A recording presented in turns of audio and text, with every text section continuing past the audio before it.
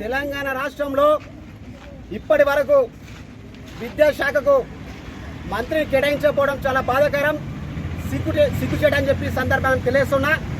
అయ్యా సీఎం రేవంత్ రెడ్డి గారు, విద్యార్థుల ఓట్లతోటి, విద్యార్థి తల్లిదండ్రుల ఓట్లతోటి గెలిచిన మీరు అన్ని శాఖలకు మంత్రిని నియమించి మా విద్యారంగానికి, మా విద్యాశాఖకు మాత్రమే మీరు ఎందుకు విద్యాశాఖ మంత్రిని నియమించాలని చెప్పి నేను కోరుతా ఉన్నా.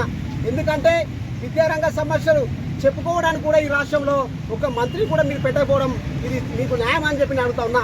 విద్యార్థుల సమస్యలు ఎవరికి చెప్పుకోవాలో తెలియక విద్యార్థులు చాలా తీవ్ర ఇబ్బంది పడుతూ ఉన్నారు. ఈ రాష్ట్రంలో మీరు విద్యాశాఖ నియమించండి.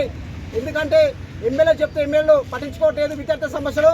మరి ఈ శాఖకు ప్రత్యేకంగా ఒక మంత్రి ఉంటే ఆ మంత్రికి చెప్పుకుంటే మా విద్యార్థుల సమస్యలు పరిష్కరిస్తారని చెప్పి మీకు తెలియదని చెప్పి నేను అడుగుతా ఉన్నా. ఇప్పటి వరకు ఈ రాష్ట్రంలో దాదాపుగా 2 సంవత్సరాలు దగ్గరకు వస్తున్నా కానీ రాష్ట్రంలో విద్యాశాఖ మంత్రిని నియమించకపోవడం మీరొక్కరు ఈ రాష్ట్రంలో అన్ని ఉమ్మడి ఆంధ్రప్రదేశ్లో అందరు ముఖ్యమంత్రి పరిపాలించారు. మరి తెలంగాణ మొన్నటి వరకు మాజీ సీఎం కేసీఆర్ కూడా పాలించిండు. కానీ అయినా కూడా అన్ని మా విద్యాశాఖ మంత్రి నియమించి విద్యార్థుల సమస్య పరిశీలించమయ్యలేదు చేసిండు. కానీ మీరు అధికారంలోకి వచ్చినాక ఎందుకు విద్యారంగానికి మంత్రి నియమించాలని అడుగుతా ఉన్నా. స్టూడెంట్ మేనేజ్మెంట్ హాస్టల్ సమస్య పరిశీలించండి, వారికి సొంత భవనాలు నిర్మించండి. మా ప్రభుత్వ జూనియర్ కాలేజ్ విద్యార్థులకు మధ్యాహ్నం భవనం ఏర్పాటు చేయాలని చెప్పి నేను కోరుతా ఉన్నా. మా పిల్లలకు టాయిలెట్స్ లేవు, ఆ టాయిలెట్స్ కూడా కట్టించాలని కోరుతా ఉన్నా. విద్యారంగాన్ని అభివృద్ధి చేయండి, ప్రభుత్వ విద్యా సంస్థలు బలోపేతం చేయండి. అదేవిధంగా జిల్లాలో ఇష్ట రాజ్యాంగ ప్రైవేట్ విద్యా సంస్థలు అధిక మొత్తంలో ఫీజులు దోపిడీ చేస్తున్నా కానీ మీరు ఎందుకు వారిపైన చర్యలు తీసుకోవాలని నేను అడుగుతా ఉన్నా.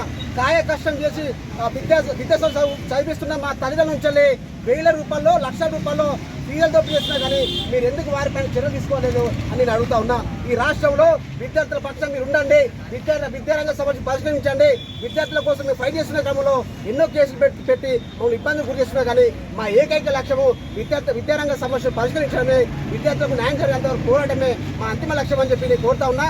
తప్పకుండా విద్యారంగానికి విద్యాశాఖ మంత్రి కేటాయించి ఫీజు రియంబర్స్మెంట్ విడుదల చేయకుండా మాత్రం పెద్ద ఎత్తున జిల్లాలో ఆందోళన కార్యక్రమాలు చేస్తామని చెప్పి ఏబిఎస్ఎఫ్ విభాగంగా పోరాడుతుందని చెప్పి తెలియజేస్తూ, నా పేరు నరేష్ మందన్, ఏబిఎస్ఎఫ్ జిల్లా అధ్యక్షుని. ఈ రోజు అన్నకొండ చౌరస్తాలో ఏబిఎస్ఎఫ్ అతను ధర్నా చేయడం జరిగింది అని చెప్పి తెలియజేస్తా ఉన్నా.